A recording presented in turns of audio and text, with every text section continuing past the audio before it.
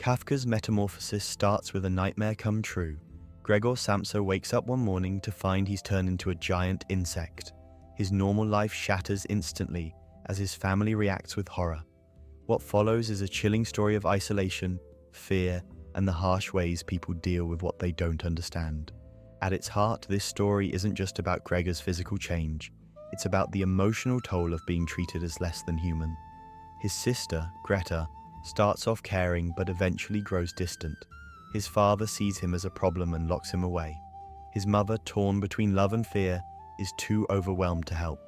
Together, they paint a dark picture of how people react to fear. Psychologists, including Freud, have pointed out that fear, when left unchecked, often turns into anger. When people can't escape what scares them, they lash out instead.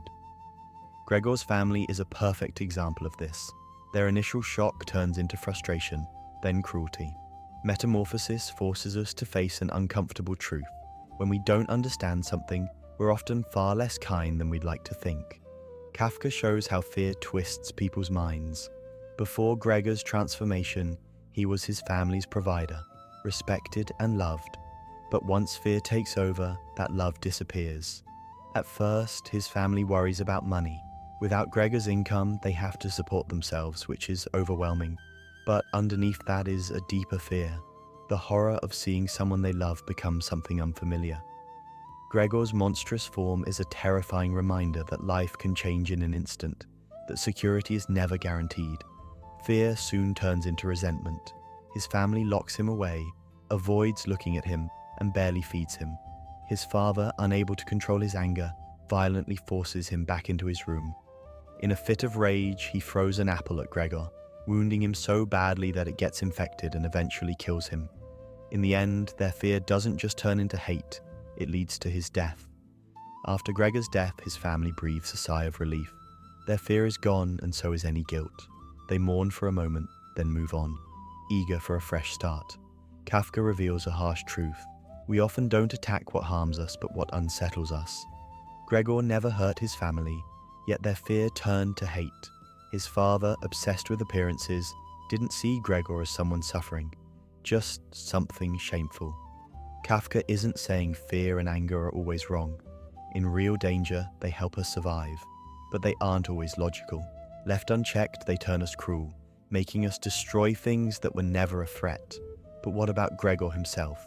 How did he feel in all this? That's what we'll explore next. If you enjoy discussions on philosophy and learning, subscribe to our channel as it takes a lot to create content for you. This reminds me of someone I knew, a dancer whose career was taking off. Then a car accident shattered his legs, ending his dream overnight. Losing everything broke him at first, but eventually he built a new identity. He became a physicist and found just as much joy in science as he once did on stage. The lesson? When we lose the thing that defines us, it can destroy us unless we find something new. Kafka captures this struggle perfectly. After his transformation, Gregor is filled with anxiety. He can't work, can't support his family, and doesn't even feel human anymore. His favorite foods now disgust him, while rotten scraps taste good. His entire identity crumbles. Being a provider once gave him pride and purpose. His family respected him, and he felt valued. But now, unable to meet their expectations, or his own, he sinks into despair. This shows the double-edged sword of social roles. They give us meaning when we can fulfill them, but when we can't, they leave us feeling lost. Schopenhauer says that because humans can reflect, they can also magnify their joys and sorrows. We set goals, feel brief happiness when we reach them, then quickly chase new ones. But when we fail, despair hits hard. Schopenhauer sees this as a bleak cycle, but I see it differently. People struggle without something to strive for. Having a purpose, no matter how small, feels essential to who we are. This is part of what Camus meant when he asked us to imagine Sisyphus happy. We find meaning in the struggle itself, in facing challenges, knowing another will always come. But what if our goals are out of reach? What if they were forced on us? What if changing paths means being judged? There's no single answer. Sartre would tell us to reject roles that don't fit our true selves. Nietzsche would urge us to create our own values. Camus might say we should let go of meaning entirely. To me, existentialism isn't about strict rules. It's more like a wise friend offering guidance, not a commander giving orders. Kafka captures this struggle like no one else. Gregor's slow loss of identity, his growing misery, and the weight of expectation make the Metamorphosis so powerful even today. And that's exactly what I want to explore next. Gregor's despair feels deeply human, a creeping realization that life has become distorted, that the love and belonging he once had are gone. His transformation isn't just physical, but psychological, making the Metamorphosis one of the most haunting stories about alienation ever written. At first, his sadness is mixed with hope. He misses his old life but believes his family will come around. He even hides under the sofa to avoid upsetting his sister. Despite everything, he still loves them. But over time, their disgust doesn't fade. It grows. What started as anxious hope for acceptance turns into a painful truth. To them, he is nothing but a burden. And so, he rebels. He stops hiding and makes himself impossible to ignore, crawling up walls, forcing his family to see him. He wants what we all want from our loved ones: recognition, dignity, and a place in their world. But instead of acceptance, he faces violence. His once distant father now actively wants him gone. The apple that lodges in his back and rots is more than a wound. It is the final rejection. Gregor is no longer just ignored, he is hated. And with that, his despair reaches its final stage, leading to his inevitable end.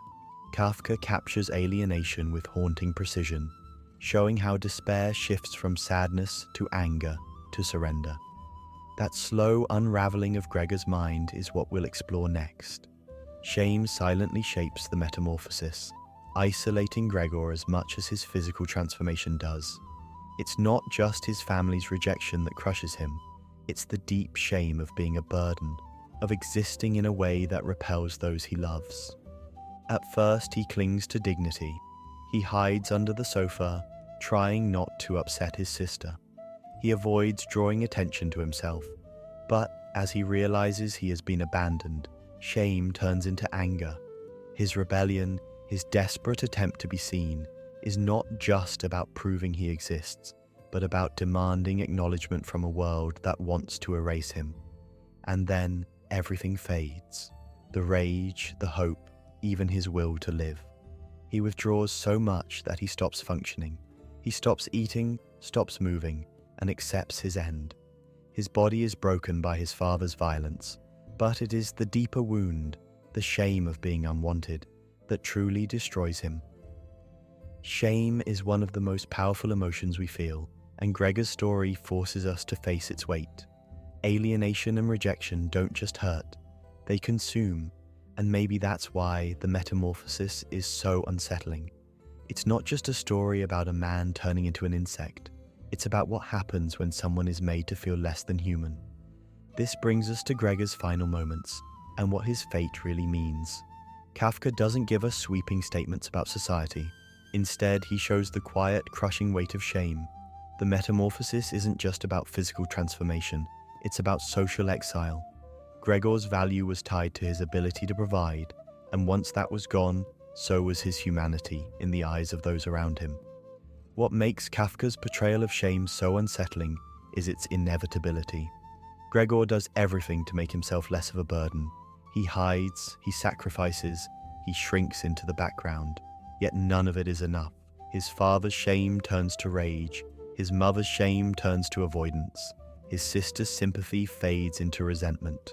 No one can bear the reality of Gregor's existence, not even Gregor himself.